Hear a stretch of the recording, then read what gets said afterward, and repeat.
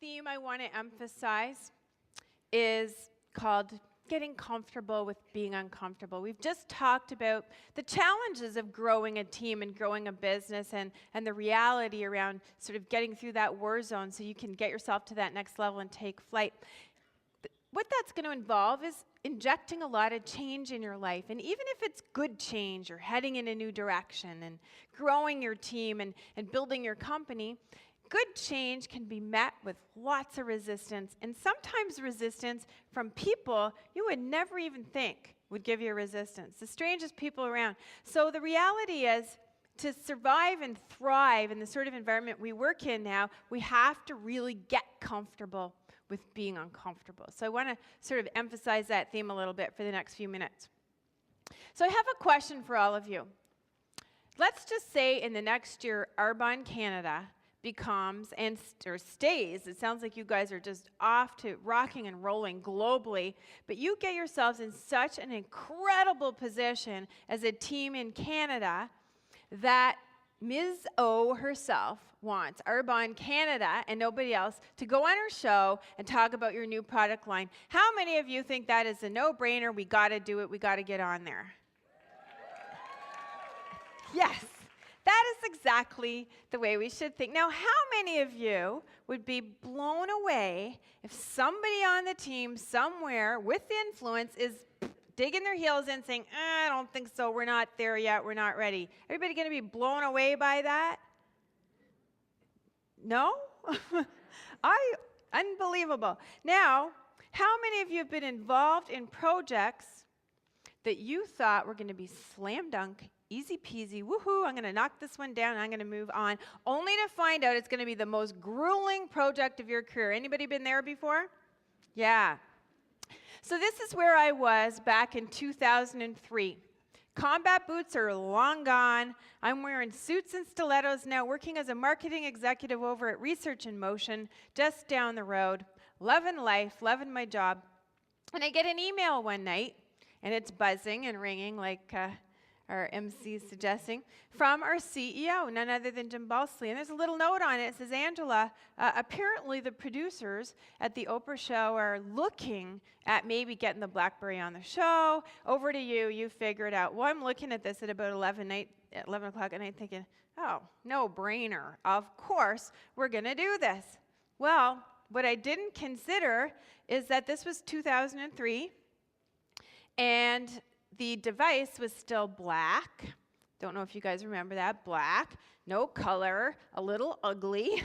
And we only sold it in the business world. It really wasn't set to be sold in stores. It wasn't a retail object yet. It wasn't pretty. It wasn't cool. I was telling them that we needed pink ones and red ones and all the rest of it. It wasn't there. So I was actually going to be getting involved with the project and pushing the whole Oprah thing.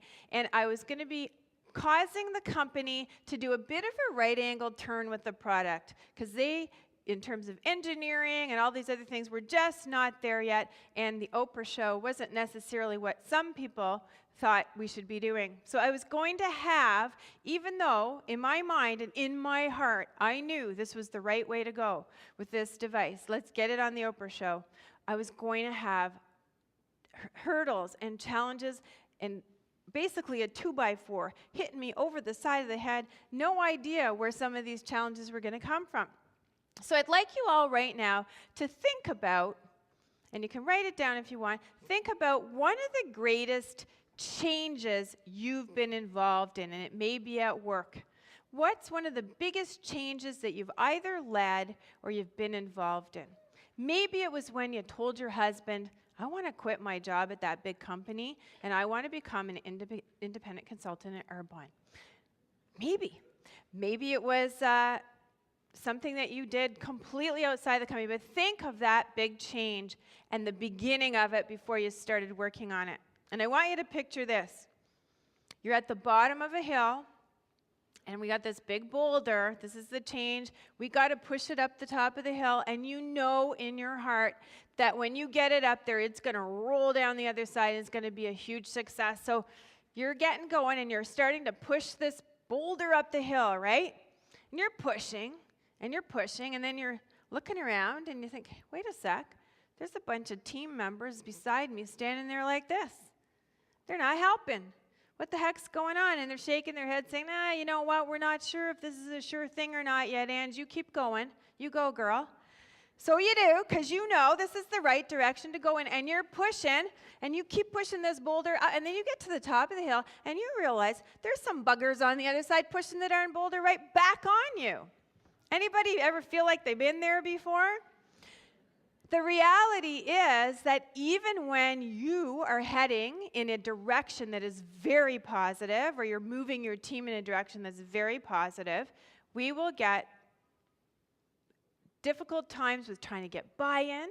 We'll have people giving us resistance, people that don't necessarily think it's the way to go, because we see success before other people see success. You believe in it, but not everybody else does yet. Some people need to see the successes before they're going to start helping you push that boulder up the hill. So the reality is you may be pushing that boulder on your own for a little while and proving small, tiny step by small, tiny step that success is going to be a result from this direction that you're heading in. So I was actually going to have some major hurdles with this Oprah thing, and I just want to share a couple of those hurdles with you because they probably will blow you away. The first one was I called up my colleague at T-Mobile in the States, a marketing director there. Here's a key to what I'm going to tell you. His name was Todd. And I said, Todd, how you doing? Are you sitting down? I have the most incredible news for you. He says, what's that, Ange? I said, Oprah Winfrey. Oprah Winfrey wants BlackBerry. We think, she's got a few other devices she's looking at, wants BlackBerry on her show, and we want you as our partner, T-Mobile, to come on with us and give us airtime. Todd says, oh, Ange, Oprah Winfrey, come on, give me a break. Bunch of stay-at-home moms and housewives, that's not our target market. What? 30 million people a week, and somewhere in there, that's not our target market? I don't believe it. Well, I was actually going to have to use guerrilla marketing with that guy and threaten him that if he didn't get on board with this little program, I was going to have to go over to the other building, to the competition, AT&T, and give them the Oprah show. He got on board really fast. Next little issue I was going to have was internal in the company, and I was trying to raise the money because this was a project we hadn't budgeted for. And I called up the finance guys and said, I need $60,000, la, la, la, la, la. And they said, what are you doing, Ange? I said, oh, you're not going to believe it, the Oprah show. It's amazing. This is going to be a huge coup for us. And these guys are like, was this in the budget? And I said, no. Well, what's the ROI going to be on that? What's the return on investment going to be on the Oprah show? Well, how would I know? We haven't done Oprah yet. How am I going to? So what do good marketing executives do when finance guys want numbers? I made up some really, really good numbers. Tip number 8, confidence, courage, believing in your projects, believing in your product, believing in whatever you're working on. You don't necessarily have to know all the answers with what you're doing. You just got to know how to figure things out when the challenges come down. And this was one of them. I didn't know the answer. I didn't know the ROI. I had to figure out hurdle by hurdle how I was going to get around these guys. Well, November 24th, 3 weeks later, the Oprah show live is coming on. It's her My Favorite Things show. Has anybody ever seen that? Insane show. Holy cow, they're bawling their eyes out for the hour. They're screaming, they're yelling. Oprah actually, in between, and you don't see this on TV, tells everybody to shut up. They make so much noise. It was pretty crazy. There we are, November 24th, and back at Research in Motion, I have set up a whole theater room for 150 people to sit in to watch live as Oprah comes on with the BlackBerry and says, love it, love it, love it, love it, love it, love it, love it. Our stock went up $5 in one day. How many people are helping me push that boulder up the hill now, do you think? The entire company. I go to Seattle 2 weeks later. I meet Todd. He's walking down the hall. They're all whacking him on the back. Hey, buddy, way to go. You scored Oprah. That's amazing. Unbelievable. Or is it? I don't know. So,